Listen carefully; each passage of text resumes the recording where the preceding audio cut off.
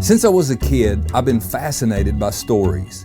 Not just the what, but the how. How lives change. How moments unfold. I realize the answers, they aren't always in books, but they're with people too. That's why we started this show, to uncover the extraordinary in the everyday, one story at a time.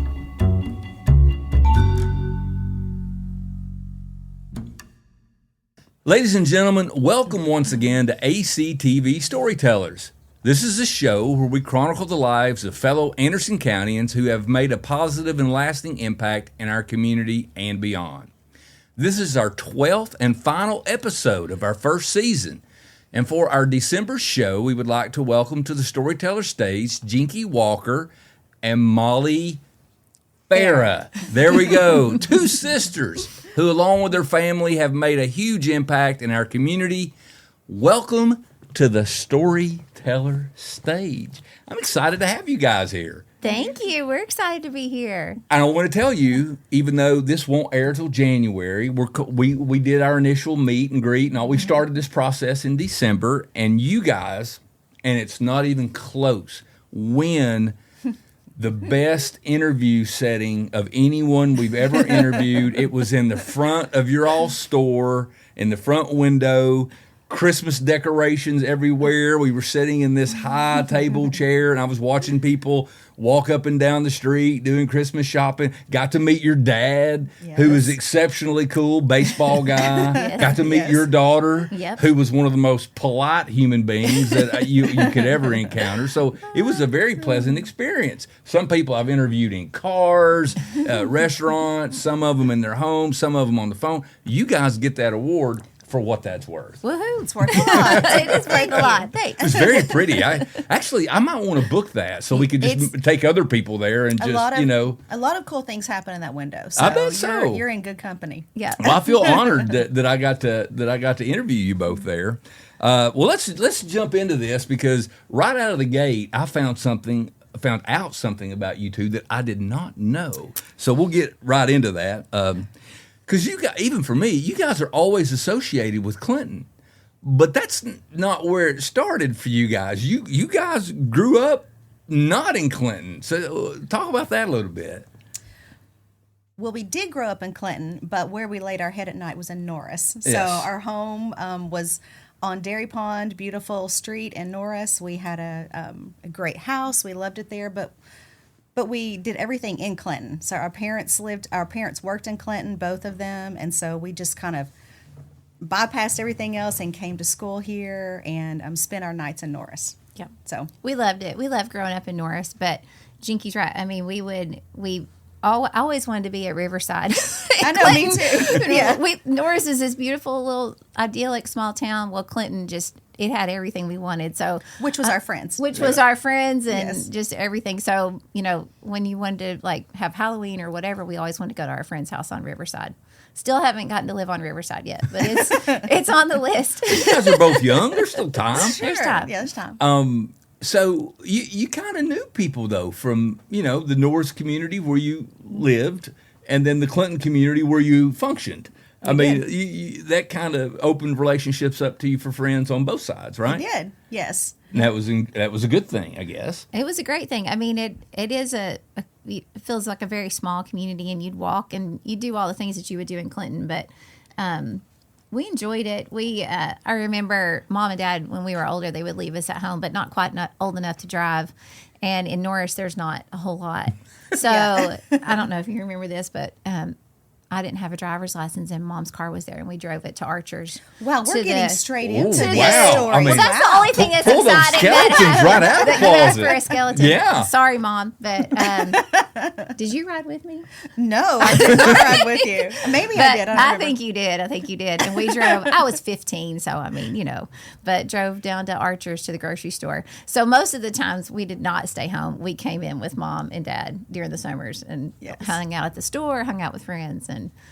Well, let's talk about that a little bit because you guys are kind of iconic with that drugstore. I mean, was it 95? Is that what it was? Mm-hmm. 95 here recently that you guys, 95 years? Yep. Yes. That you guys celebrated the store. Talk about your family's influence on you growing up, kind of, as kids, and also kind of the work ethic because that place is. I mean, people come here, and I mean, I've experienced it. Like after a meeting at central office or something, they're like, "Can we go to Hoskins and get something to eat?" And I was like, "Sure." Talk about that.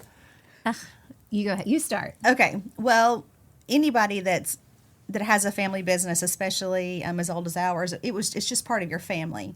And so I guess you don't realize it until you get much older about how cool that is. So I think we said this earlier in the interview, we were often stranded at the drugstore.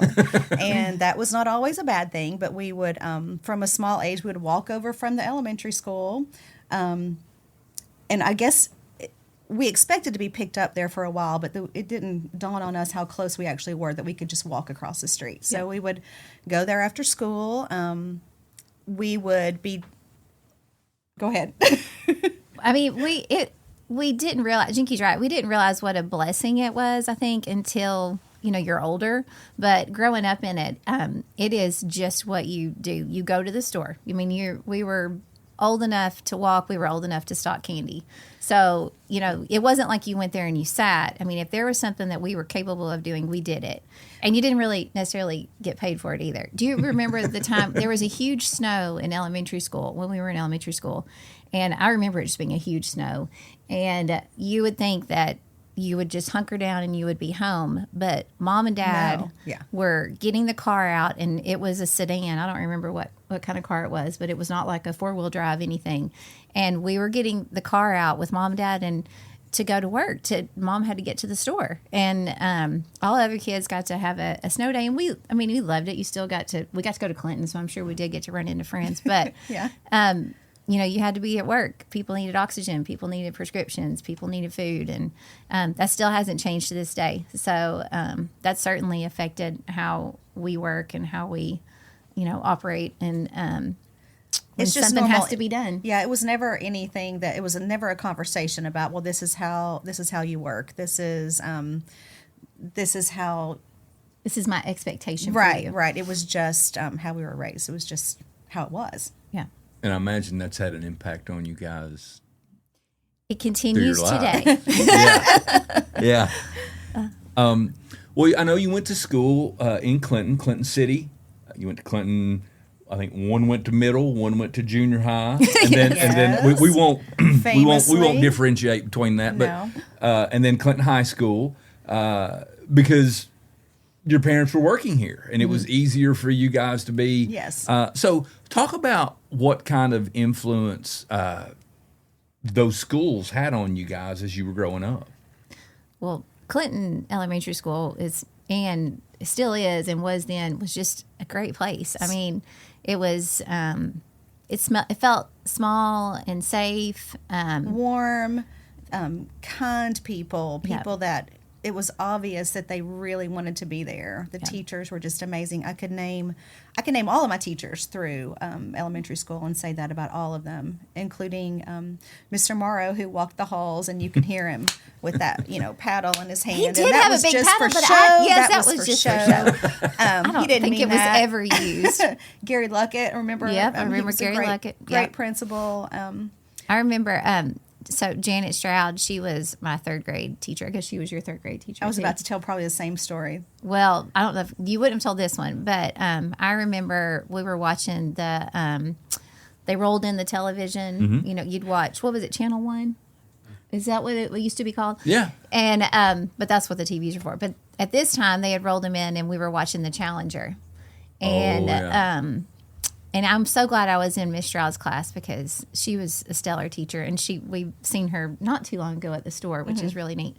But the Challenger exploded, and you're third graders, and you're watching, and you don't really understand what happened. And I remember her leaving the room, and you could hear the teachers outside the room, and it's still so sad. But the way they handled that, and you're in a small school, it was sad, but it was handled so appropriately for the situation.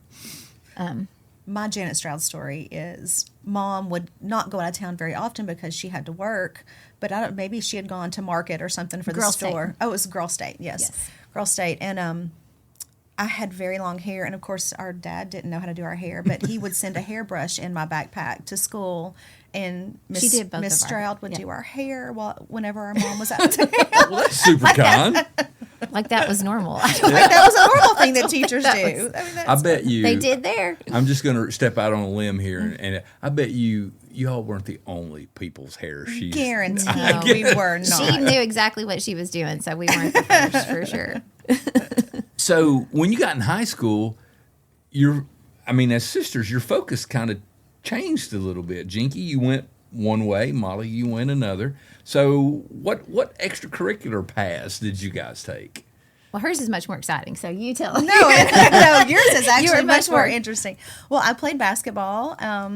I loved every second of it. I played through Clinton Junior High and then Clinton High School. I was the first freshman class at Clinton High School, which was formerly Clinton Senior High School.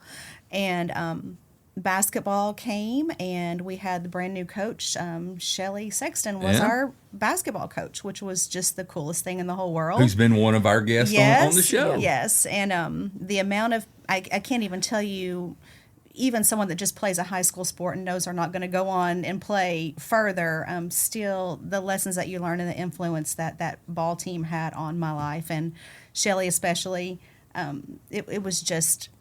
I hope that everyone has the opportunity to have that experience because it was special. But that was really my extracurricular. Yeah. Mollie. It was even fun when Shelly came to coach. I mean, it was exciting. I mean, she was a lady ball. So Yeah. I just that time in high school, watching them play, and that was pretty exciting.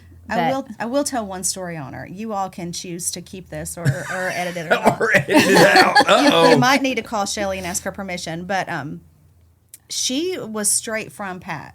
And so she was hardcore. She was 22 years old. We were so close in age, but she meant business, and she was going to turn the ball team around. And so I think this was probably her second year, probably not the first year because that would have been too terrifying. But we had done something. Well, our parents had gotten together, and they had raised all this money. We had these beautiful new locker rooms. Like, it was a whole... there was a lot of pride and a lot of money put into the program. Well, we had done something that was... must have been terrible. I don't remember what it was, but she was very disappointed in us. She took our locker room away from us, and then that practice, that afternoon, she put black paper on all the windows where you couldn't see into the gym, so no one could see out and no one could see in. She pulled the trash cans out into the middle of the gym, and we had a old-fashioned gut check that none of us had ever experienced before in our lives. Which now would probably get you fired. Oh, it you would know? totally it's get you like, fired. Shelly, I appreciate you if you're listening. That a lot of lessons learned from that day, and that's why I didn't play basketball. And that's why Mollie didn't play basketball. Also, was not talented. I couldn't play. But well, and Shelly did tell me when we spoke that the way she coached when she started, she couldn't coach like that no now. way. No. And how she's changed her approach. Yes. But I can tell you from growing up with Shelly, just playing pickup games around town, she doesn't lose well. I mean, her attention, No. whether you're just picking up to play for fun Yeah. or whether you're playing for a national championship, her intention is not to lose, No. and she doesn't mind letting you know that. Yes. Which is why she's been successful. It's why she's been successful. And now at an older age, we're great friends. I so appreciate that time in school. I have a lot of great memories from high school, but hers is definitely the top of my list. Now, you did not go sports. You No. went a totally different direction. I did go a different direction. I loved 4-H. I started in 4th grade, and I showed sheep, which is probably not something you hear very often. But man, I loved it. It was my time with Dad, and Dad's just fantastic, and he would love whatever we chose to do. But he spent a lot of time with Jenky playing basketball, and so my time with him was captured with showing sheep, which means you put the halter on the sheep. And we did live in Norris. We had a large front yard. Thank goodness. But we little didn't live on a farm. I mean, it was a neighborhood. But so we would halter the sheep and we would walk around the front yard. And anyway, but So you had sheep in your front yard Yes. in Norris? yes. Interesting. That's a word. Yeah. Did that ever make the Norris Bulletin? I bet it had to. Yeah, it might have. If there was ever Probably. loose sheep running around in Dairy Pond, people Yeah. knew where to bring them. Yep. And it was fun. I did that until I graduated, and I was sad when it was over. But so you'd go around to the shows, and a lot of great people in the 4-H program here in Clinton. So I have to give a lot of props to them. Joe Hall being one of them, he was great. And so yeah, that's what I did. And I rowed in high school. I did row. We didn't have a rowing team, but I did enjoy that, and I did that a little bit later on too. So Okay. Well, as sisters, we just got to jump in. I mean, you guys have some interesting names in your family. And I think most of those are inherited by the females, since there's a wide number of females. Yes. So, what happened there? I mean, where did some of the names come from? Jenky obviously has to answer that question. Obviously. I will take that question. It started with our mom, Dudley, and I guess she started the tradition, or her parents did. Her father went by Dudley because That was his nickname in the school play for Dudley Doolittle, right? and so R.C. Or Dudley- Hoskins, Dudley Do-Right. Dudley Do Right. yes, was our grandfather, and Yeah. but he went by Dudley. His friends called him Dudley his life, and so when Mom was born, she was probably going to be Dudley, whether she was a girl or a boy, and in his eyes, she was going to be a boy because all he was going to have were boys because Yes. someone had to carry out the family business, and that was obviously going to be his sons. And he had 4 daughters. Yeah.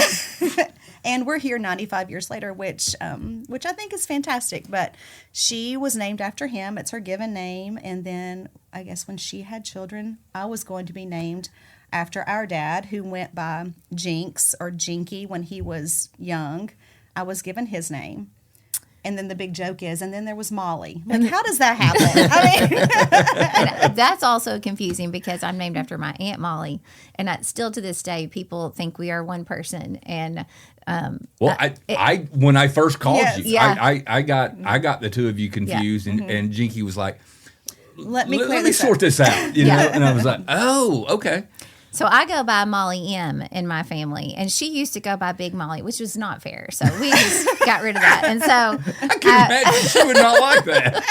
so it was always the case for years. But so I go by Molly M. But then my daughters are Birdie Grace, which is who you met. Yes. And Birdie is our dad's mom, Birdie Bostick. And so she Bertie, not Birdie. And then Macy Jane, which that one's pretty normal, but that was my husband's grandmother's name. Yeah. But Jenky has 2 original names too. for her Yes, and girls. so my oldest, her name is Raleigh Jack. Raleigh as in North Carolina, but after Rolland was our grandfather, R.C., so kind of a play on that. And then Jack was my husband's father's name, and so she has 2 very original names too. So it seems like it basically was just a tradition. It's a of- tradition. of family names, and unfortunately for I guess the first generation, they wanted boys, but they Yes. got girls, Yes. and you guys got the names of the Yep. of the fathers, Yes. more or less. Yes. Interesting. It does. It makes you, you have to live up to your name. When you have a different name, you have to be used to, you have to explain yourself on a daily basis. She does. Jenky. And so you have to develop a personality around that, which I guess I'm thankful for that. Kind of the Johnny Cash song, "Boy Named Sue." I mean, Yes. like if you Yes. name a boy named Sue, Yes. he's going to have to be tough. Yes. Yes. So I guess you guys had to get tough. Yeah. Yes. She did. So, growing up as sisters, how was your relationship growing up? And now that you guys are in business together, how did that develop? How did that change? Well, we're sisters and we're close in age. And so growing up, we did the typical sister thing. We fought, like 2 girls do growing up, but we loved each other. We fought, but it was short. It was very short. Like we would fight, and then I remember one time when Jenky left for UT, she loaded up the car with what I felt like were all my clothes, and we just had a horrible fight. And then she drives off, and she didn't make it down the end of Dairy Pond before she was coming back, and we were like, so sorry. I don't know if we ever said sorry, but Yes. it would be more like, here you go, or I don't know if apologies ever come out, but Well, they had to make your all's parents very happy, right? I mean, that's pretty cool. yeah, I guess so. Yeah, we also were raised. We famously, anyone that's a Gen Xer likes to famously claim that they're a Gen Xer, right? So we were Yeah. we were raised differently than a lot, and so I mean we had very present parents. I don't mean to say that, but we were also kind of raised. She took care of a lot of things for me. I mean, Yes, typical. she didn't older, raise me, but she was very much a very active older sister. Yes, She was very participated in all the things. very So, present. yeah. Yeah. And we were, we had, Dad had sisters, and he was a great brother. You have all these people in your life that you kind of see and you watch and but it's never okay to not get along and be together. And I mean, that's just not going to happen. And that's carried on from childhood until now. And Yeah. yes, adults still do fight. Yep. Adult sisters still do have disagreements, Yep. but also we still make up very quickly and move on. Well, and if somebody says something against her or vice versa, you just stand up and you're ready to fight. I mean, it's just, I'm going to make don't a note. think that Don't ever- say anything. within reason. But, And I will say, our daughters, so I have 2 daughters and she has 2 daughters, and all 4 of them think that we are crazy Yes, at times. 1000%. They just sit back and watch us like, I think as they're getting older, they're understanding the dynamic, and I hope that they are wishful that their relationships turn out like ours. But Yeah. That's the expectation. but we are, what do we like to say that we are? We are a spectacle. We're a spectacle. We recognize that we are a spectacle. We're loud. We are opinionated. I hope people think we're kind, but we're silly, And so when you're just a bunch of girls together, we're together all the time. So when we're not at work, we're together at mom and dad's, or we're and when Raleigh Jack was born, she had to go to the drove home. I don't know. We drove to her house from the hospital. Raleigh Jack was the first grandbaby. Mom and Dad were there, and I was there, of course, with Jenky. And a picture frame fell and hit her, Raleigh Jack, right on the head. And new The baby? The baby. New baby. The new Just- baby. Oh, my. The new baby. just came home from the hospital, and we all of us get in one car and go to the doctor's office with Raleigh Jack, and we wouldn't have it any other way, because And that's I how- wouldn't know any other way. Yes. So Yes. that's just the way it is. Interesting. Mm-hmm. I She's didn't fine. know that. She made it out. She's fine. fine. Good. It was good. She No recovered stitch. well. Good, Yes. good. Well, I want to tell y'all, I mean, you can tell a lot about folks, and not everything, because kids are kids, but you can tell a lot about people by their kids. And our 3 or 4 minute conversation with your daughter when we were, man, I mean, she made direct eye contact with me. She shook my hand. She was very respectful, very kind. I mean, in 3 minutes, she made quite an impression on me. I mean, I remember, turning and looking at you, and I was like, man, y'all did something right. I mean, she was a great kid. I do appreciate that, and we do have great kids, and I'm very proud of all of them. I have to say though, because when we were talking about these questions and how your life is affected by the elementary school and people that you're surrounded by, my girls were so greatly impacted by South Clinton Elementary School and Miss Joy and Miss Brenda, and they got to go to be a part of that preschool program. And a lot of her skills that she has now, both of the girls, were things that she taught them. And then that Miss Joy and Miss Brenda taught us as parents on how to.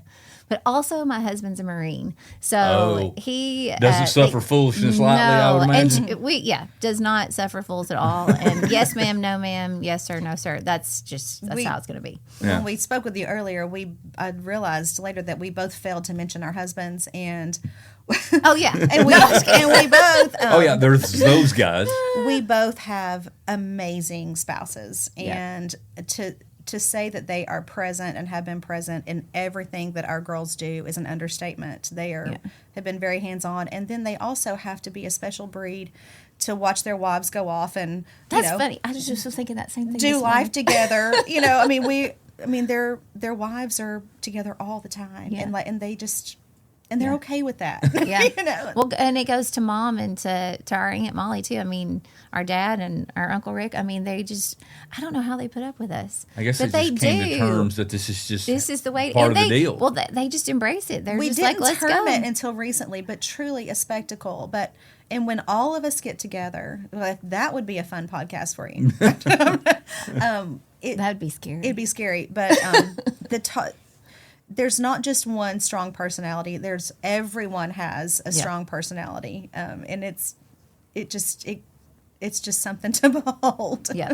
So when you guys were kids, what was your natural role inclinations? Like, where did you guys drop? Like, was one of you outgoing and one of you more reserved, or what were you as kids? What were your natural roles with each other?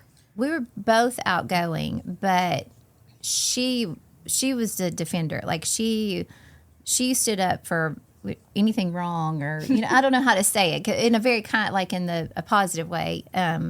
She just she did not suffer. She does not suffer fools well, but she also does not like injustice. I think that's the word, okay, right? yes, I'm trying to find the words to say that. Or another way to say it is, from a young age until now, I start here. Oh yeah. And Mollie starts here. Yeah. And she can get me here quickly, and thankfully, and it's hard to get her riled up, but she has the ability to, bring me down a little bit. I like that. I too don't like it when I feel like something's wrong or somebody's being treated unjustly. Gets my hackles up. I know. It's like, I don't like that. Yeah. My wife, I think my wife says That's a sign of a good I don't know friend. if you do this, but my wife kind of says I'm an Enneagram 8. Okay. For whatever, if you do the Enneagram thing, my wife says that I'm an 8, and apparently 8s don't like injustice. Okay. at all. She's Then an I 8. too am an 8.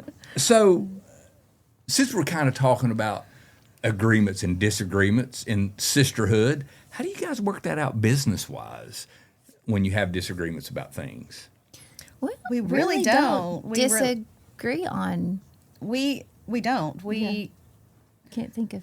I mean, there might be a flower that you pick out that I don't like, but I mean, again, we're not saving lives on our side of the business, but I think we just work through things. We do, and we do have very similar. Our homes are very different. We have different styles in the way that we choose to decorate our homes. Again, we're not saving lives, but we do.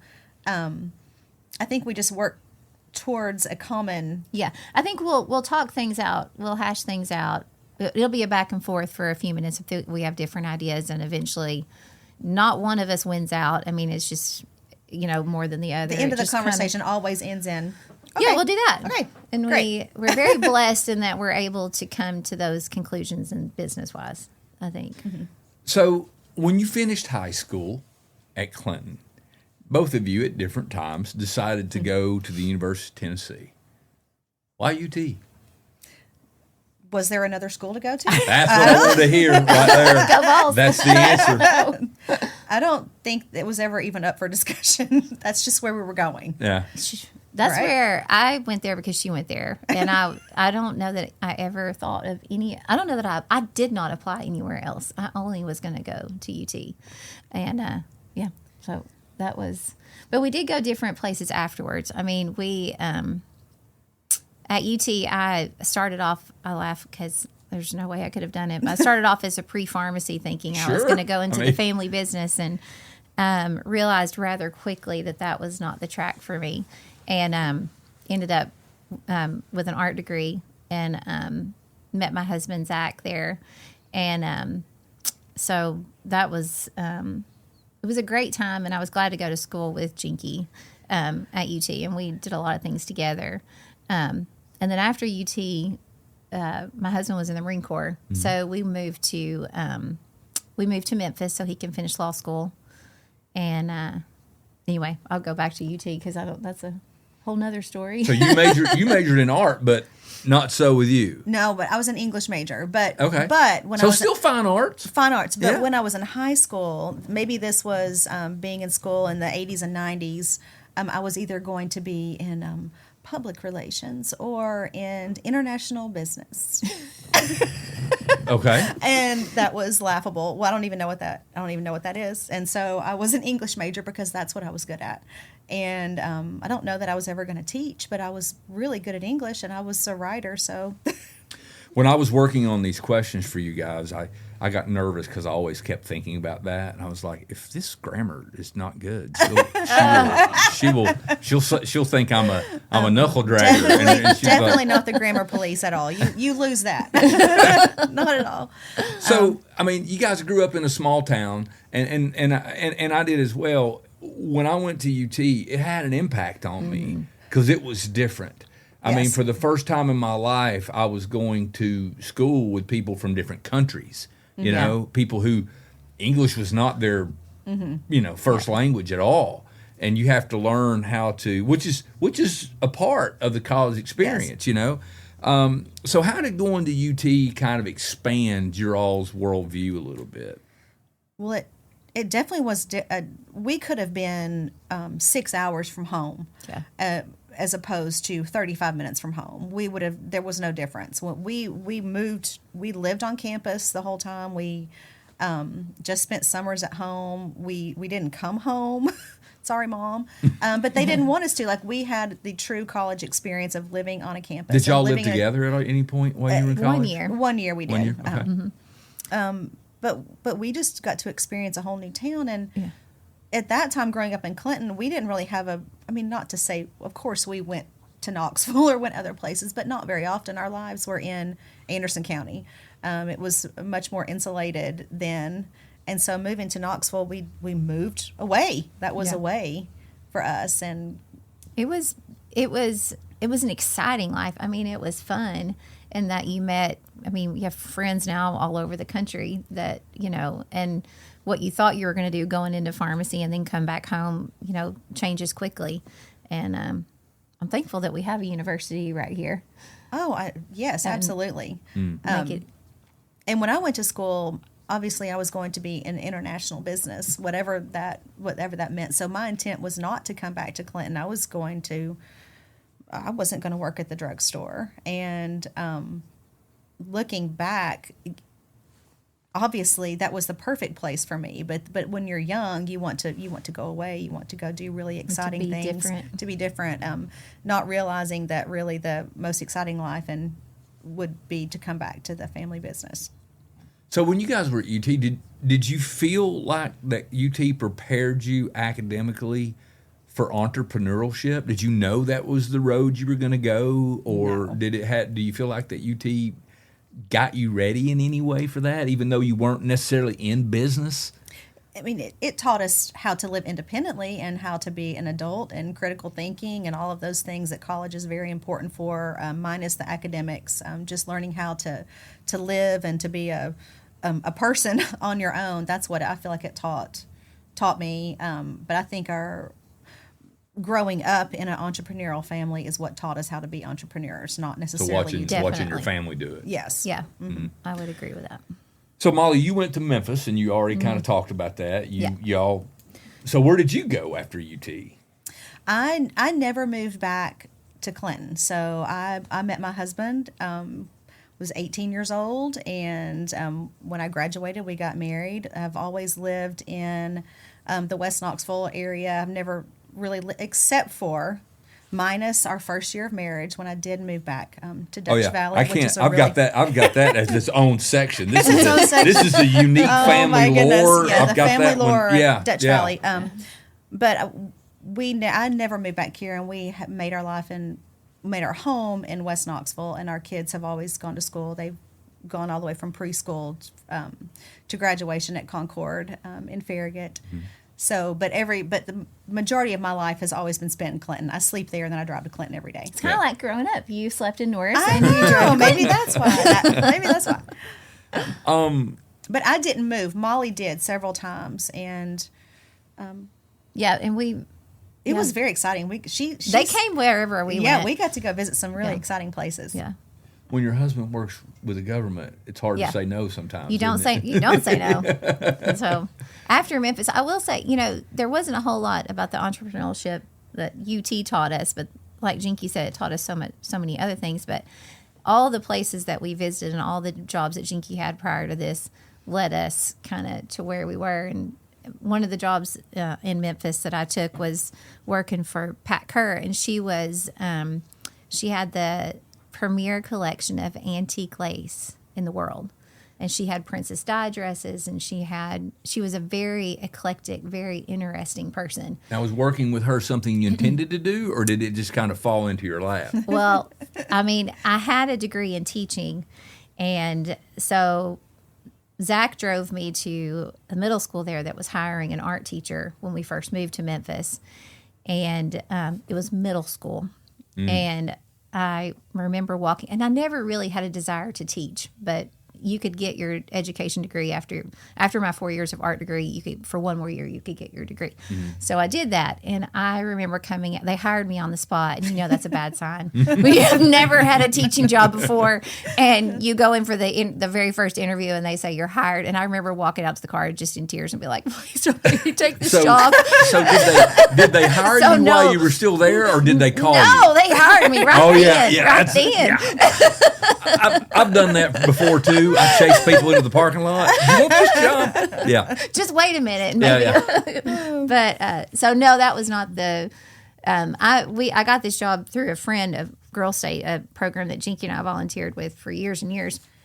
And she got me the job, and I got to work. She was a personal assistant. I was a personal assistant, and I got to work some events that she did, which was the Blues Ball and the Jingle Bell Ball, and some fun things like that, all leading kind of to where we are now. You don't know it when it's happening, obviously, but all those little things kind of added up. It's interesting how you stop and turn around and look back, and you go, oh. Yep. And then you look at where you are, and you go, yes. Yeah. I mean, that's the... But you never know that. What is it? Life can only be lived forward, Yes. but it always gets evaluated, retroactively, but you don't know that stuff when you're making decisions. Yeah. I will say, though, unlike Jenky, I always wanted to come back home. Well, that's my next question to both of you. Was returning to Clinton ever a part of your all's plan? I mean, I wouldn't say it was. With Zach being in the Marine Corps, we could never plan for that. And I wanted to go wherever. Obviously, I loved him, and we wanted to do our life. But I think I always hoped to be back here. When they were pulling out, so everything evolves around the drugstore. Every leaving town, every vacation, it seems like every family moment begins and ends there. And so when Mollie and Zach were moving to Beaufort, where he was going to the air station. Beaufort, South Carolina? Yes. Not too far from Charleston? Not too far from yes. Charleston. Lovely place. Lovely place. But they had, was it there? Were you going there or Memphis? We were going to Memphis. They were going to Memphis. Okay. For him to go to law school. And they were at the drugstore like everything is in our family. And they were pulling out. And I was like this small child. And I feel like in my mind you were hanging out of the window. I know you weren't. But it's like, don't leave. And I'm sure she was reaching out to me. Yep. I don't want to leave. That's not what happened. But it felt like that, though. It was hard. We always wanted her home. I was close enough to home. I was in Knoxville. I was home. Yeah. But we always, our plan was she was coming home. Yeah. So when you decided to come back, when life opened up and that became an opportunity, what were the emotions like for you when you're like, hey, I'm going back home? Well, to be clear, I had 6-month-old twins, so I was exhausted. No, I couldn't get home fast enough. And Zach and I both loved Beaufort. And his time had been up where he could re-up, or we could, seek other opportunities. And I couldn't get home fast enough. And it was just... But not to say that I didn't love all the opportunities in between, because I certainly did, and I wouldn't change it. But you just got your friends, your family, this community, and that's where I told you I cry because I'm a crier. But it's a special, special place, and it still is. It still is. So, when you guys had lived some of your life, you'd gone to Tennessee, you'd gotten married, kids, when you came back, did you bring any new perspectives with you from the life you had led when you left to go to UT? Did you bring anything new back? Definitely. I mean, because you just grow older and you either grow wiser or the opposite. I'm not sure where you are at that point, but you take something from everybody. Like when we lived in Beaufort, I worked for the Ventimiglia family, and I have to say, Jenky's known them for years, and they're friends too, at their business branches, and you pick up a little bit of everybody along the way, and you carry it back with you. And I'll say coming from an entrepreneurial family, I definitely married. My husband has an entrepreneurial spirit like you have never seen. We've had a lot of ventures, and his lesson to me in some of our ventures was, okay, we can do this, but we have to have an exit plan first. So we're going to try this, but we have to immediately know how we're going to get out of it before we even start it, which I think is very, very smart. But one of the lessons from some of our ventures that we have done is sometimes you don't have to go in and change anything. Sometimes the way things are the way things are. And especially a business that the drugstore, 95 years old, we could have easily come in as little, young, smarter things coming back from school and said, well, this is really how, you Right. all have been doing it wrong for a very long time. Luckily, we were a little bit wiser than that and knew just to sit back and say, we've been around for a while, and there's a reason for that. You don't have to change everything. So this question is in part of this section, but it's its own thing in my mind. So let's talk about this family tradition that you guys have. So there's a farm in Dutch Valley, I'm told, and when you guys get married, when a family member gets married, off they go to this farm, right? So can you explain that? What's up with this? This should be a lot more exciting than what I know, that sounds. it's really not that exciting. The way it works out. The way it works out in our family is apparently when you get married at a very young, 20-something, you're broke. It happened to our parents. Yep. It happened to Daniel and I, and it happened to Mollie and Zach. I mean, you just don't have any money the way Right. it's supposed to be Right. when you get married. You have nothing. But what we did have was a family farm with a cabin. So there you go. Yeah. So Mom and Dad, when they first got married, they lived at the cabin. And I don't know how long they were there for. And then Jenky and Daniel got married, and it just so happened, this is not planned. This is just how it's happened. We needed to sell we needed a place to live. Yeah. So they lived there, and Yes. was it a year? It was a year. And then when we lived there, Zach had not been sent off yet for the Marine Corps. So we had, I think it was like 8 months. And we had needed a place to live and in between places. So we lived at the cabin. But I do like to say it didn't have heat and air for Mom and Dad or for Jenky and Daniel. Or what else? Water. Or water. Oh, you had to pump your. It came from a reservoir off the mountain, Yeah. down through the pipes. There was a water heater, but it was reservoir water, Yeah. and no heat and air. Yeah. So this you is had a kind of fireplace. this is like a matrimonial boot camp of sorts. I I mean, Sorts. maybe it is. That's Maybe. the key. Yeah. Maybe we should make maybe there's a magic in there. method to the Maybe so. madness. maybe. Well, except for Dad put heat and air in for before we moved in. when but the youngest then had to move in, he was like, it's the youngest. It's the privilege of being the youngest. Jinky and Daniel can handle it. They were fine. They were strong That people. fits the personality. So is it a set year, or is that just what happened? That's Just just what what happened. happened. So Apparently everybody that's- does a year. That's how long it takes for you to get on your feet. Apparently, when Yeah. you don't to start making some money and be able to at least rent a place on your own, Yeah. and not live. What a gift. So is there Yes. any? If your girls should see this, should they be concerned? I mean, is this? I think they should. We should put it in writing. I think- feel I like think it should be a thing. Yes, but now the evolution of the cabin has It's a little different It's a now. little different now. It's had some renovations. It has modern And some conveniences of Oh, water. so it's not quite the same. No, It's not quite the same. No. Not quite the same. Yeah. But Dutch Valley, I will say, for our family, is a very special place. Yeah. We had started our grandfather, his home place. He was born on Old Dutch Valley Road. The home place is still there, and we spend holidays growing up, Easter, Thanksgiving, just summers in Dutch Valley. And there's The whole family. The whole family. Great people. Can't believe that there's a place that's still like that, so close to town. It's just it's a great place. We love it. I want you to know when I met with you guys first, this is the story that I went home and told my wife. You're not gonna believe this, and she's like, "What?" And I was like, "Yeah." Apparently, it's like it's a rite of passage. Like if they got to go hack their way out of the woods, Yeah, we and did hack our way out of the Actually, woods. There were yeah, some terrible storms and- that year, and Yeah. I mean, no one We had did. heard from us that morning, and I guess they came with chainsaws, and there was no phone. We No, did it had a landline, but during not the a- storms. yeah, oh, yeah, the phone no went phone, out, and yeah. so thankfully people know where you are, and they come and cut you out. Like it's Yeah. remote. this is It was remote. this is Remote. interesting. I like this. I mean, like It's a great hideout. yeah. I mean, like that is a. We would You tell should you- continue at that. Yes. You should go unplug all the stuff and make your all daughters go and live there. I think They'd that'd actually be great. probably like it. It is our compound, we call it. So Yeah. it's our retreat. it's our Compound. retreat. We know where to meet up. Yeah, we all know where to go. So you mentioned the word, Jenky, a second ago, entrepreneurship. So let's go there. When did the idea of starting your all's business? How did that start? And was there a business plan? Was it how did that happen?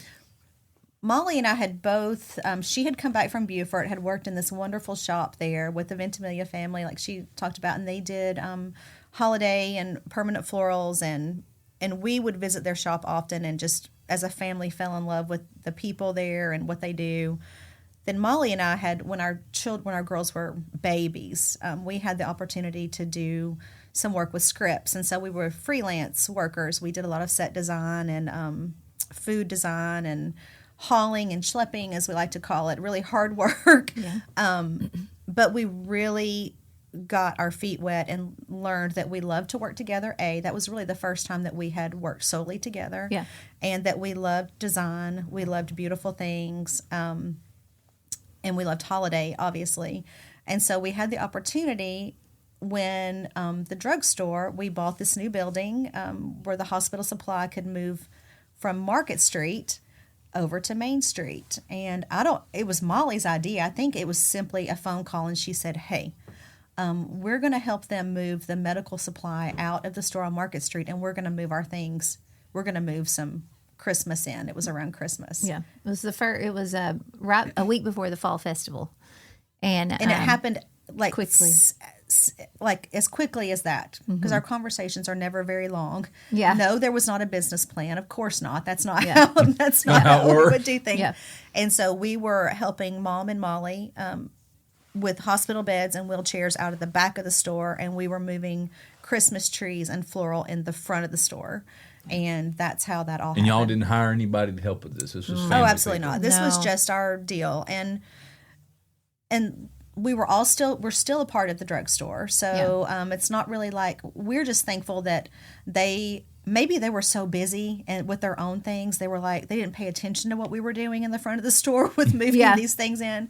But what they did know, I think by this point, is that Mollie and I were not going to go into any type of the medical field. We were not going to be a pharmacist. We were not going to do hospital equipment. Our mother is brilliant at that. There's no way we could compare. We could not do what she does. And so thankfully, they allowed us to do what we were good at and that what we wanted to do, which was the non-life-saving part of Hoskins Drug Store, which is Hoskins in the Flat. Right. Yeah. Yeah. Well, were you scared? I mean, when you went into this and because this is this is a question that I asked when we had Lisa Harrison Smith and her husband David on, which, by the way, might have been the only Storytellers show that we thought was going to be rated Well, we can see that. PG-13. She Yes. means But well. that was Exactly. It's all Lisa. It makes for good TV. When she got to the part about seeing David playing basketball with no shirt on, Ryan was back. I felt like I needed to turn it down for a minute. Exactly. I felt like I was intruding on a Yeah, a things were personal getting a moment. little steamy there. But one of the things I asked them, and I want to ask y'all too, was on that day, when the day comes that you're going to open, and you stick the key in the door to unlock it for the first time. Like, are you scared? Are you nervous? Are you excited? I mean, what's happening? You're all the things. And you're like, are people going to come and see us? Are people going to buy our We things? thrive. I think we do our very best work under pressure, and just we just knew, and we had an exit plan. That's what I was about to say. We were We not just- solely responsible for this. Yeah. We didn't own the building. We were lucky. The drugstore, still owns the building. We didn't Yeah. own that. We didn't have. All we had was the pressure on ourselves, and Which was enough. which was enough because we wanted to make our families proud. We wanted Yeah. to make Market Street proud. We didn't. We wanted to add something to it. But I don't think we were moving so fast. We didn't know. Yeah. And there wasn't How a to be big, nervous. there was not a big picture. There wasn't, we didn't have a plan to buy the building beside us or to use the park or like that was never a big, we didn't have a 10-year plan. It was moment to moment. It was season by season, holiday by holiday. Yeah. And your kids are young, so you have to be flexible. You have to be able to work with them. They come, do the things that we did growing up. And our husbands are so supportive, never said no, never, so it's easy to take those steps and those risks when you've got such great support. Yeah. Honestly. Yeah. Well, so do you think, like, being around your parents and seeing how they ran the drugstore, did you think that prepared you for your own entrepreneurial ventures? 100%. 100%. And having dad, so dad was he was a banker his whole career, and so who knew that we would marry people with jobs?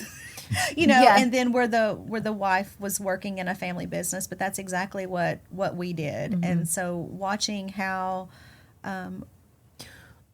The work, I think I was thinking about this. I mean, our work ethic didn't just come from Mom and Mollie. I mean, we went to work with Papa. Do you remember that? Yes. He was superintendent of schools, Anderson County Schools, and we went to work with him. Our Meemaw Birdie, she taught school at Daniel Author, and we went to work with her.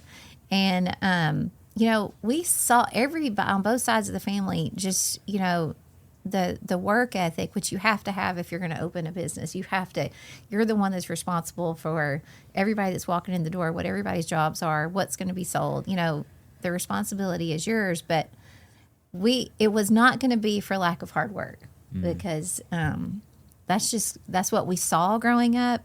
And that's all we know. I mean, that's what we know to do. And I think it's appropriate. Like we love our family, and bonus, we get to be with our family while we're at work. So it's not, Yeah, and double bonus, our kids get to come to work with Yeah. us. Your all's And family so- tree roots just expand into so many things. I mean, into the school system, the drugstore, what you guys are doing, but there's law, and I know we were talking about kind of aside from this, like some of the things your all's kids are getting into. I mean, like the roots just go a lot of directions. You talked about Meemaw, so our dad's mother, Bertie Bostic. That we talk a lot about the Hoskins Drug Store and about the Hoskins side of the family, but like you mentioned, going to work with her at Daniel Author and being in the classroom with her as she taught. Freddie was in her class, was one of her students. There were a lot of people in town that you would know that were in her class, and I know she was our grandmother, but she was beloved. I know that she was by the people that she touched. And so we had a love for the school system, not just, we had the business part of it, we had the school system part of it. I think all of that is, we had a love for the whole community. Like we got a perspective of the whole thing. Yeah. A lot of that influence in our lives. Yeah. Well, let me do this, because I think sometimes when people look and they see successful businesses, I think sometimes they can look at it and say, well, they're just fortunate. Everything they do, but every decision you guys have made hasn't been a grand slam. I mean, there's been mistakes along the way. So, talk about some of the lessons you've learned as an entrepreneur, as a business owner, where you go, not going to do that anymore. What were some of those? Well, I'll let you go I first. remember when before we started Hoskins in the Flat, Jenky had an amazing business at Magnolia Manor and events, and I would help her I would help her some, but she worked really hard at doing weddings and events and florals and all of that. That was another stepping stone to where we are now. But I mean, how many years did that last? And then it's like 7 years. Why 7 years seems to be like the magic number of maybe how long you can your body can tolerate a very physical job, or maybe it's the next step happens after that amount of time. I'm not really sure, but during that time is where we both learned, and she was very much a part of that as well. But I think that if you ask either one of us, our biggest gift in life, we're haulers. We're able to. We're movers of things. I think if you can move heavy boxes, you can do anything. That's right. I feel like and that's always been what we brought to the table. We can move things around. We can. And we are good at pivoting. We have, when COVID hit, we had to, we didn't have we had a website, but it wasn't much of one, and so we grew from that. We bought pumpkins and hauled pumpkins into the park beside us and tried to sell pumpkins.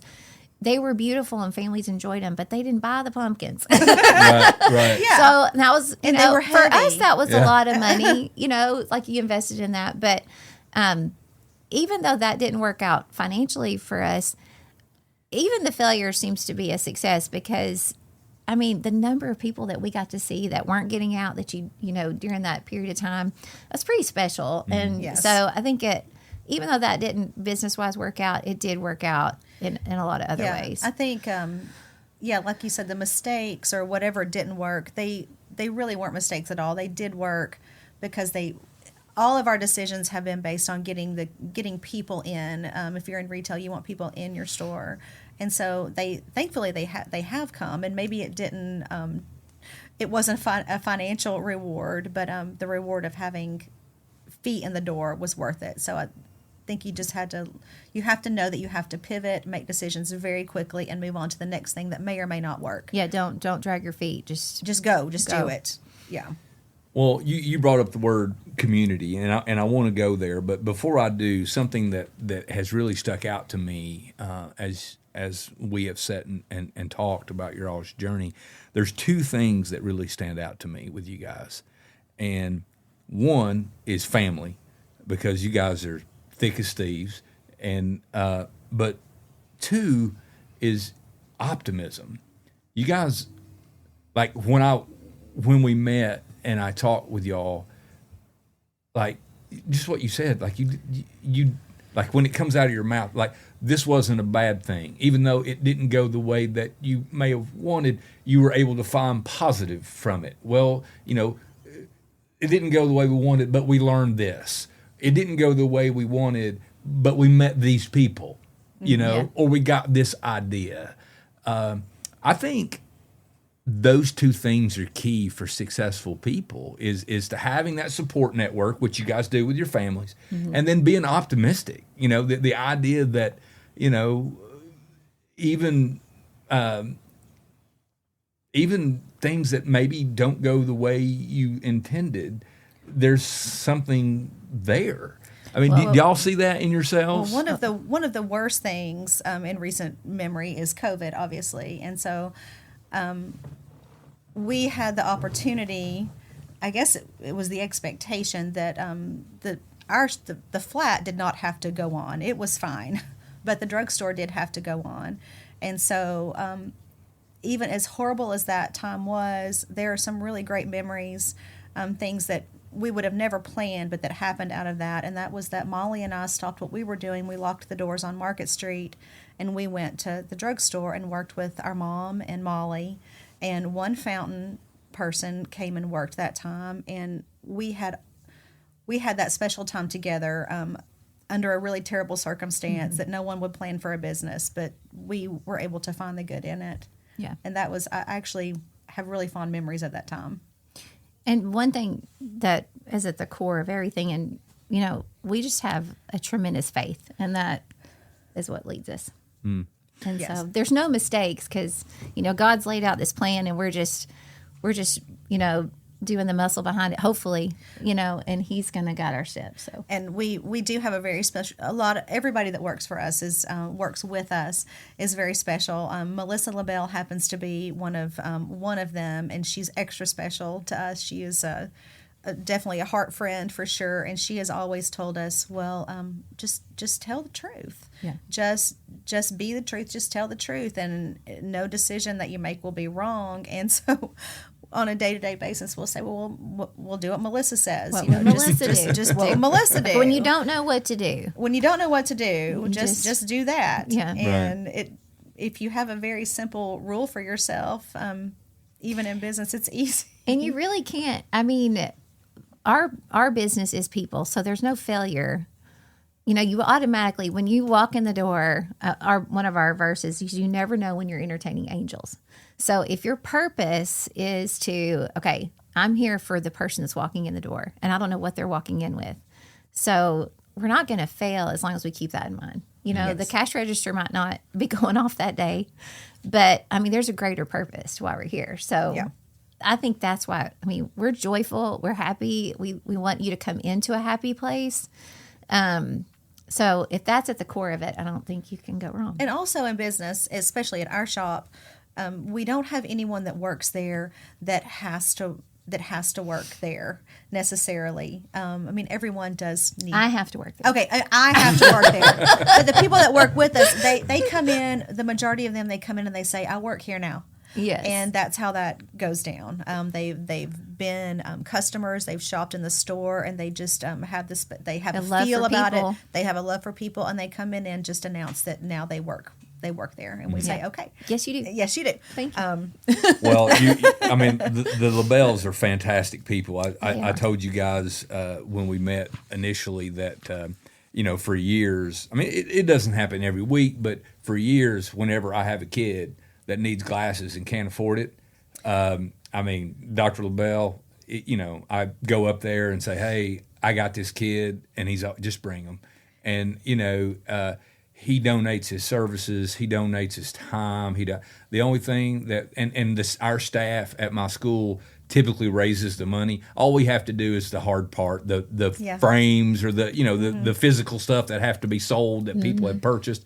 And he sells us that for cost. So he doesn't make a dime, you know. They're I mean, remarkable people. yeah, They I are. mean, there's a lot of kids, and you know, this happens without people knowing. You know, it just course. it They comes, would never it tell. goes, They would Yeah. never tell. and you that. he'll probably be mad that I mentioned it, but I mean, it's just good people. You know, it's like when somebody does something like that. I've always heard the measure of a person is when you do something for somebody that can't repay you. You know, if I borrow $10 from you and in 2 weeks I give you the $10 back. I mean, you know, you got what.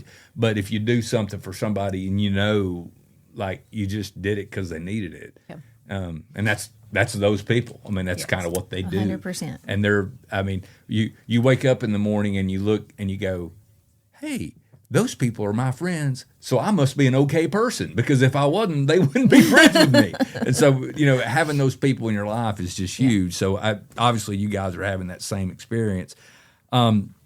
So how important was it, or is it, for you guys to be, to serve your community and to impact your community? I know, I mean, obviously in any business, you want the cash register to ring, but that's not the only thing. I mean, I got that from talking to you. How important is that, serving the community and giving back to you guys? Well, I think it's 100% what drives us, because we've had people that have come in, customers, why don't y'all open up in Bearden? Why don't you open up in Knoxville? And that's very flattering.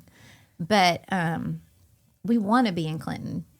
because Clinton has been very good to us, and it's we love Market Street and the shops there, and we want to be a part of it. And you can probably say it better than I can, but well, growing up, even sitting at the drugstore, not realizing, I think, what we had there, what the people before us had worked so hard to achieve. I looked at other businesses. I looked at the other family stores, Hammers, the Fox family, Holly Gamble, and I always I admired, because you would hear those names. They're contributing this way to the community. Look what they give. Look how they're serving, and not realizing, oh well, we have a family business too, and I wanted to emulate that. If you have something like that, I think that it's human nature to want to be able to give back to the community. Clinton has been so good to us.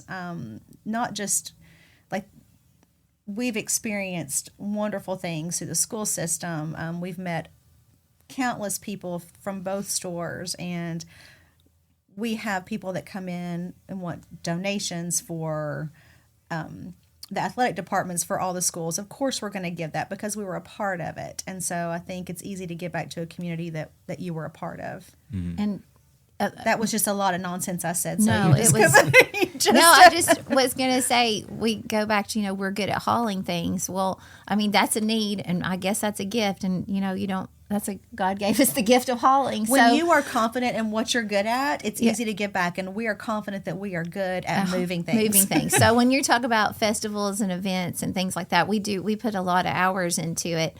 And it's not because that's our most successful day in the store, but it's because you're going to see your family and friends, and you want them to come and experience and, have that love for Clinton like you do. Mm-hmm. And how better to do that than to dress it up, like to right. create. You want to be hospitable, and we look at it as we want to greet everyone with hospitality and love, and come down here, come spend time together, because what better way to fellowship than with all your closest friends, thousands of your closest friends and family. We also want to show it off. We also want to show our community off. So we have a lot of visitors, especially on Market Street, that are not from Clinton. Yeah. And we are very proud when people come in from all over different states, way away, and are really impressed with our town, and we just want people to always have that vision. Like, how can we give back? That's a way that we can give back.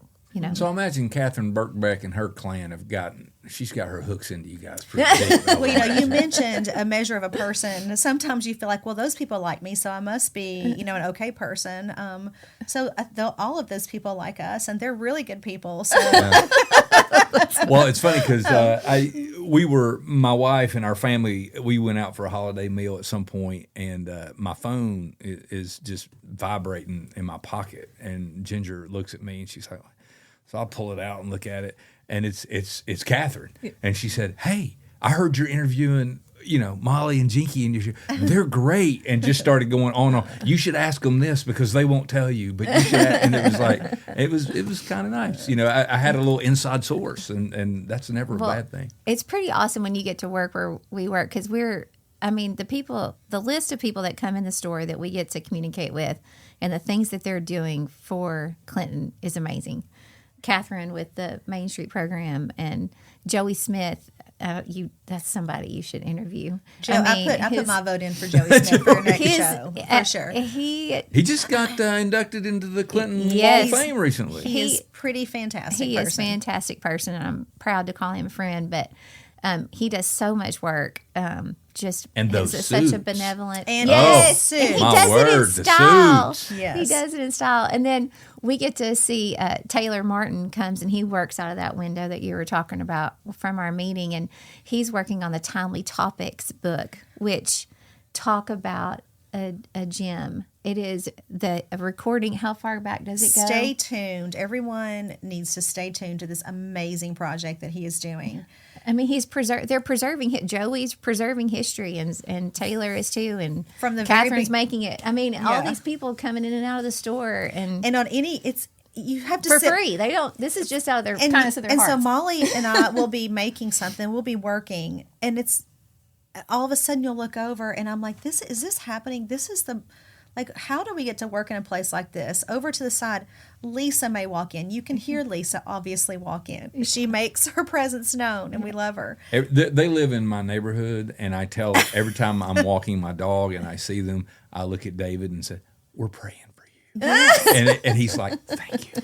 I think one day, a couple of weeks ago, in our front door walks Joey with some kind of power tool in his hand, and I don't know where he was going. I don't know what was all happening. the way through the store and back out the front. Catherine started a tradition in the store which is precious, and I want it to last forever, and that is bringing children in after school. So we have an after school group of kids that come in every day, and they get a little treat, and then Melissa LaBelle buys candy, and they come. And then they come in, and all of these children tell us about their day. About their day. And we know the grades on the grade card before their parents do. And it's pretty special. Yeah. I mean, that's pretty special. That might be one of my favorite things That's about one the of my store. favorite things, too. Well, that's kind of where we're going. So your customers and your employees, I know they're important to you. How do their stories motivate you? And you guys were starting to touch on that, so I just want to make the question official. When you've got these people that come in and you're hearing their stories, and it's happening in your shop, how does that motivate you? It is surreal. I cannot believe that we are blessed to be able to work in a place that we do, and whether I don't know how it happened, but people will come in and they will just start talking. And it could be a hilarious story, like they have known us, like a very familiar, like be very familiar with us, and we don't know them from Adam, but it's amazing, and we'll end laughing and crying with them. We have several ladies, several customers that have been so special to us. One in particular, Dottie, every time she calls, she tells us she loves us. Love you. She's a customer. Her name's Dottie, and I love her too. And I love her. And on the phone, she'll call and just, "I love you, honey."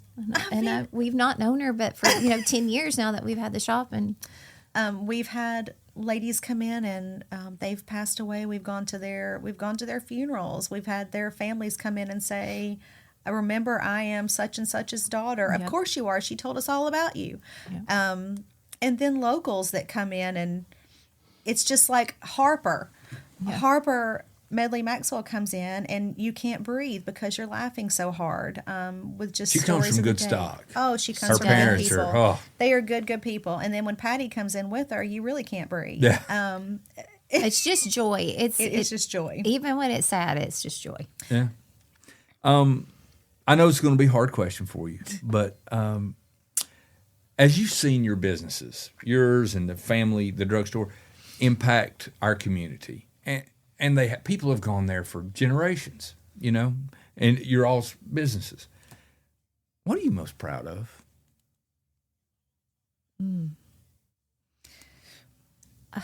Well, the community has allowed us to be here for 95 years. Yeah. That it's not anything we've done. It is people that they want to come in, and not by anything that we've done, but we're so thankful that they do. I think I'm proud that we have been able to create an atmosphere at the drugstore and at our store where people do want to come in.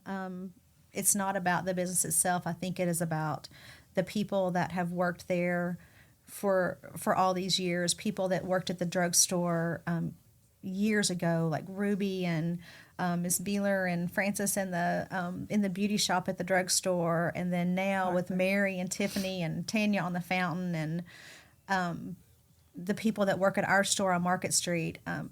We have always been, except for when my grandfather started it, now we are obviously a woman-owned business, which is only remarkable in the fact that we've also found other women that have found a good place to work where they can still raise their kids. And so that, I think, is one of the most proud things I can.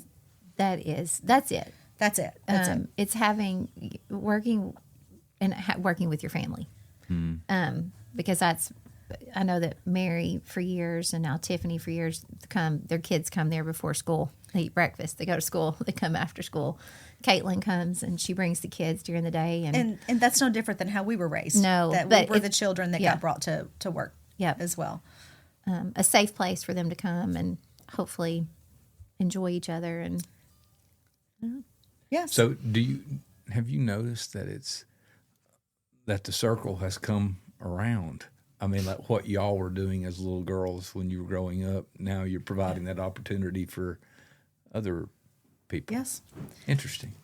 I'm recognizing it now. I'm recognizing it right now. Yes. But yeah, just to be raised in a place and to now work in a place and have people work with you that it's okay. The expectation is, yes, it's Thanksgiving dinner at your child's school. Of course you're going. Yep.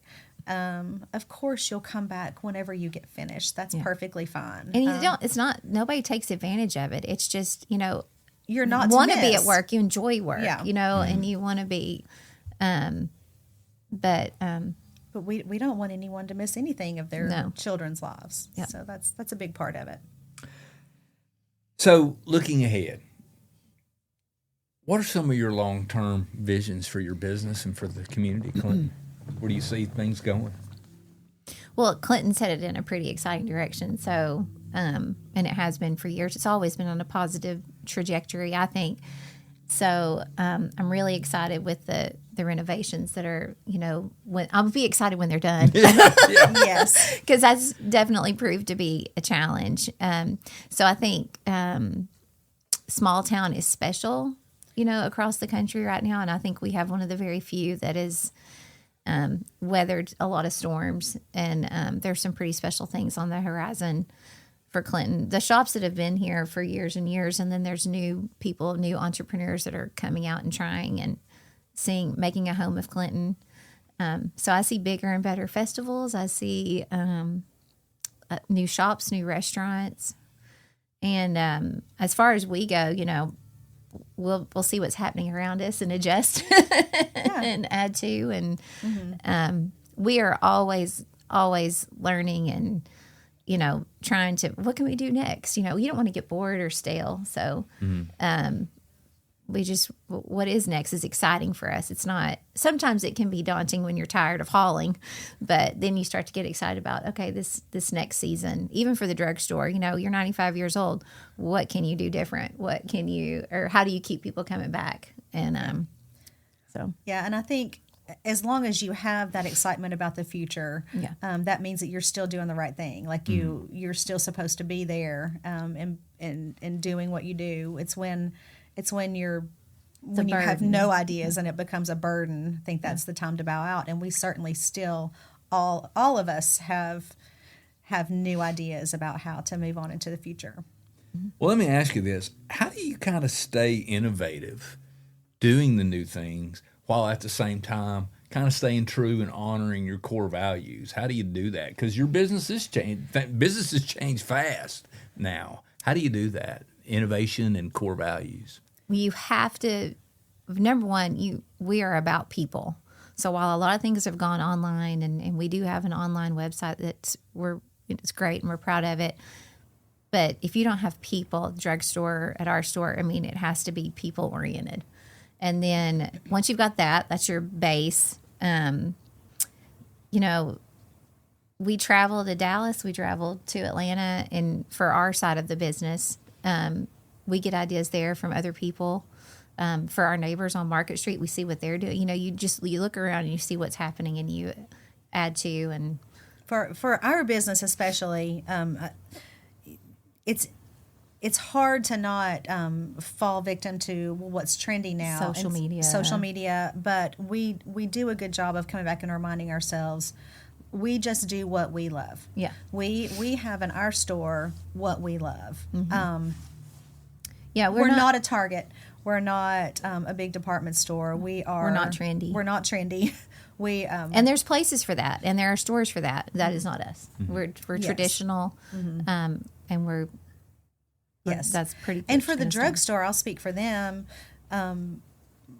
They, as far as being innovative, I think really their draw to continue to have people come in the door is the generations of people that have loved them with the way they've been treated and the good care and the service that they've gotten throughout the years. They're in fourth generations of families that have come and shopped the store, eaten at the fountain, gotten their equipment.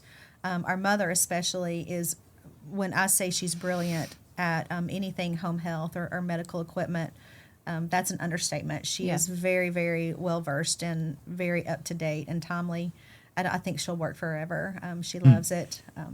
She loves it, and she, Dad gets to be. He works with us, so at our store. So I just can't say enough how Mom has definitely been the definition of, like, how do you continue to learn and do things.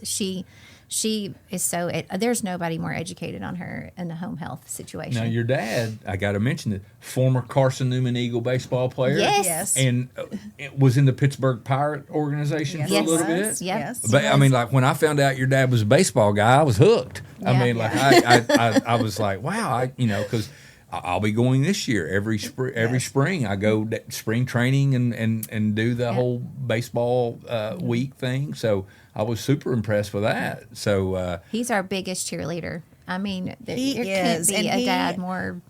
He's proud of you. You could tell. Oh, he's so proud. But he loves really nice things too. He has an eye for things that are pretty, and he loves to go around the store and say, "Oh, I love this. I love it." And then he'll I really love this. I love this. You made this? You made this? Did you make Did this? Jenky make that? Who made this? He's just so proud. Well, let me ask you guys. I've been asking a lot of questions about, like, focusing outside, but let me ask you a personal question for both of you. How do you feel this journey that you all have taken and what you're doing? How do you feel like it's affected you as an individual, like inside yourself? Well, my goodness.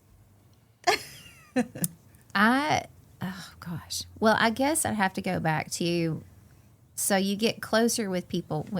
When we opened up the Market Street store, Hoskins in the Flat, I became closer to my neighbor, Melissa and Frankie Hughes, who are tremendous friends and faithful people. So as far as, like, my walk with Christ has grown stronger because of this store. And then you bring in Melissa LaBelle. I'm a crier. I told you. It's like I cried before. But I can't. There's nothing more important. So Yes. I honestly think it's just, your faith grows stronger. It does. And then you'll agree with me on this. You're just not thinking this through. But we've always loved to entertain in our homes. Yes. We've always loved to have lots of guests. We love to cook. We love to decorate, obviously. Like to make a very inviting home. And for years, for always, it's easy to think, well, it's not important. I'm just love to have people over. I'm cooking a nice meal. I'm just cooking a meal. But being in this kind of business, hospitality business, you realize that really is something special that you're sharing, that is important to be able to share a beautiful home with someone, to be able to cook a beautiful meal, to have your neighbors over, for people to want to spend time at your home. So our customers come in and they're wanting to buy those things to make their homes beautiful and welcoming. And so it really changes your perspective. Like, this is really important. This is actually a really important part of life. It's just not making someone's house pretty. What they're doing by providing a meal is important. It's a way of fellowshipping with others, which is just the best thing in life. That's why she's the English major, the art major. That's exactly what I wanted to say. Well, I have two more questions for you. And to an extent, I guess you've answered it kind of broadly through the whole interview, but y'all have done a lot in our community. What are you most proud of? What are some of the things that y'all have accomplished that you're most proud of? Well, anything that we've done has been with 20 other people, so I couldn't say there's anything that we've done, but I can think of things we've helped with. And probably my most favorite thing that we did was Bloomsday. That's my most favorite community thing that we've been able to do. Yeah. Together was that that was festival. not a Jenky and I thing. That was a lot of people, and that made that happen, and it was tremendously special. It was the spring of COVID. No, the year after. Yeah. It was. It was the first festival that really happened in Clinton after everything was shut down. Yeah. Okay. And so it came. It was going to be a springtime festival, an Easter festival, and but Catherine Birkbeck, a lot of people had a big hand in it. The parents were not able to go into the schools to see the kids' performances, to see their artwork. There was nothing, and so we wanted to be able to do something outside where everyone could come in and do these things again. And we walked out at one point because we were working the festival. We walked out and turned around the corner in the park there and hearing the choir group sing. Oh, the Oh, it choirs just from the took- schools, from the high schools, and we were older. I feel like the cloud had lifted. The cloud had lifted. You know, like it was. And okay. they were singing so loudly and so beautifully because they had not been able to they had no audience. And the parents were around, and where maybe a year or two before, if that same performance had been happening, it might not have had the turnout that it had, but everyone was just so anxious to celebrate everything that they had not been able to celebrate for a long time. And so the artwork of all the children was in all the windows at the businesses down Market Street. Every performer, and it grew into Mosaic, which is the event. it now. was just the event now, but the dance studios came out. All of it was just the the biggest pie eating contest. a pie eating contest. I mean, how amazing is that? What Again, town we're telling has you, a pie eating we're not contest? saving lives here, but we are providing joy. You know, with I don't know if it's for our own Maybe entertainment. in a way, maybe you are. I mean, because there's more to life than just living. the jazz band that was out, and it was beautiful. It was just the biggest community event, and There wasn't a number in terms of number. It was more local people, which I will tell you, on the front end, the planning of it, there's always a lot of clapping. We do a lot of clapping when we have a good idea. Yes, and we clap, and so that's going to be brilliant. that's gonna be brilliant, and I'm sometimes sure- it's totally and not. Sometimes it was a It's totally terrible not idea. brilliant, But the planning of all those that helped that year with that festival was almost as fun as watching it itself. Yeah, because we were there's just so excited lot about of what laughter. it could be. Well, here's my last question for you, and I ask this with almost every person because I find it fascinating, the responses. You guys have done things, you've taken risks, you've accomplished things. If you could go back to that 16, 17-year-old kid in high school, Clinton High School, and say, hey, Jenky, hey, Mollie, what would you say to them, to your former self, with the experience and the things that you know now? You want me to go? you go. I would definitely say the world is big, but don't discount coming back home. There, you can have a wonderful life. You can do all that you want to do within a family business, within the community that you grew up in. There's you don't have to leave and meet new people. To find your future, come back. There's something special about being around people that have known you your entire life, that drove you around your town in a car when you were little. Just something special about, if you ever have the opportunity to work in a family business, and this is, I guess, my advice to others. If you're wondering if you should enter a family business, and think it might be too small for you, I encourage you to think again. There is a space for everyone to come back and make their mark doing that. Yeah, Right?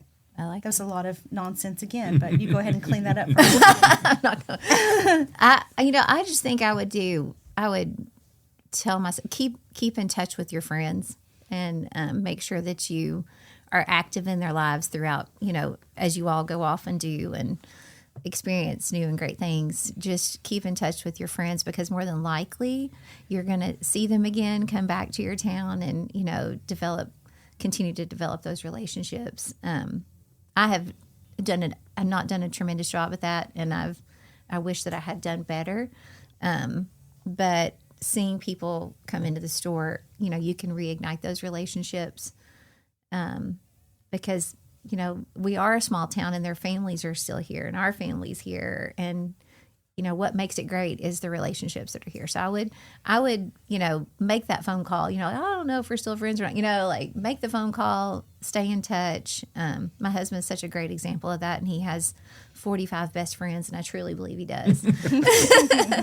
And so I think that's important, because at some point you're going to see each other again, and sometimes not in the best way, at a funeral or at a reunion of some sort. But that's probably what I would tell myself. Ladies, thank you all so much for coming in and doing this. I appreciate you, because this was hard, because I called you guys in the middle of the holidays when you guys are bumping. I mean, your business is going on. So, and this is actually technically our December show. We started this in December, wrapping it up in January. But thank you all for coming. Thank you for doing this. I appreciate you guys were, Ryan and I have people email us and say, hey, you should talk to these people. You should talk to these people. But you guys were, obviously I heard from Catherine. Alvin Taylor called me and said, you need to talk to those girls. And that's what he called you, those girls. We love Coach Taylor. We love Alvin Taylor too. So we didn't shout out to him either, but his episode was fantastic. Yes. I mean, like, I could still be sitting and talking with Alvin, and it would be great. And I asked him, y'all mentioned Freddie earlier. I said, Alvin, what do you think if we did like a Freddie episode? He goes, I think the FCC would pull your license. And I said, well, that's a good point. But Alvin did have a part of his where he told a lot of Freddie stories, and they were fantastic. He kept it clean. He did, and to this day, one of my favorite moments in the whole Storyteller series so far has been Alvin said, people tell me all the time, hey, that's a really nice thing you're doing for Freddie. And he goes, which I don't understand it, because Freddie's my friend. Yes, I was like, that was my favorite part of it. I almost started crying, and I had to kind of dry it up, but it was fantastic. Well, thank you, ladies, for coming. We I appreciate it so much. Yes, we appreciate you guys, what you don't know, you are the last episode of season 1. We have done an episode a month for a year, and you guys are episode 12. So when we start in January, whoever our January guest will be, they'll be the first episode of season 2. Congratulations on season yes. 1. Yeah, that's exciting. season 1. DVDs coming your way soon, right, Ryan? Well, maybe not. We'd like to thank Jenky and Mollie for coming in for our December episode of Storytellers, which you won't see it until January. But you can find it on YouTube, on the ACTV YouTube site. You can also see it on ACTV. If you have any suggestions for Ryan or I for a person to interview, you can email Ryan at ryansutton@acs.ac, or you can email me at dleach@acs.ac. On behalf of Ryan and these two fine ladies, thank you for tuning in. Tune in again in January when you'll hear another episode of Storytellers.